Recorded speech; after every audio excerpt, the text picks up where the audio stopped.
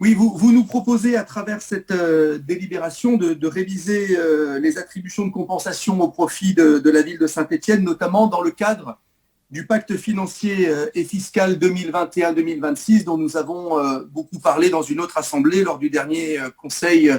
métropolitain. Alors celui-ci, effectivement, nous permet aujourd'hui de maintenir un haut niveau de solidarité financière de Saint-Étienne Métropole vers ses communes membres et en particulier la nôtre. Et nous en avons un exemple concret ici avec le maintien de la dotation de solidarité communautaire au profit de Saint-Étienne en dépit d'une nouvelle forme de calcul qui aurait dû être très pénalisante pour Saint-Étienne avec la perte de près de 1/3 de sa dotation de solidarité communautaire. Et vous vous souvenez, effectivement, nous avions collectivement convenu lors du débat autour du pacte financier et fiscal qu'effectivement, il avait un mérite qu'on ne pouvait pas lui retirer, c'est de maintenir ce haut niveau de solidarité.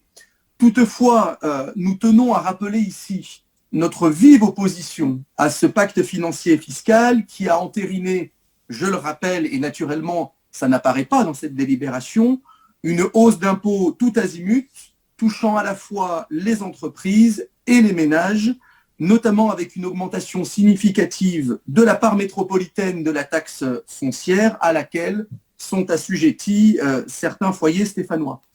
Nous avons considéré, pour mémoire, que cette hausse de fiscalité était particulièrement malvenue dans la période, à double titre. D'une part, dans une période où le pouvoir d'achat des ménages est fortement grevé par les hausses multiples du coût de la vie, coût de l'énergie, coût des carburants, et d'autre part, en ce que nous avons considéré qu'elle contrevenait parfaitement aux promesses du maire de Saint-Étienne, qui pendant de très nombreuses années se félicitait de ne pas avoir utilisé le levier fiscal et avait promis de ne pas y avoir recours. En tout cas, vous n'aviez pas annoncé très clairement au moment des élections que vous comptiez augmenter les impôts des Stéphanois. Donc cette promesse, malheureusement, de ne pas augmenter la fiscalité n'est plus tenue.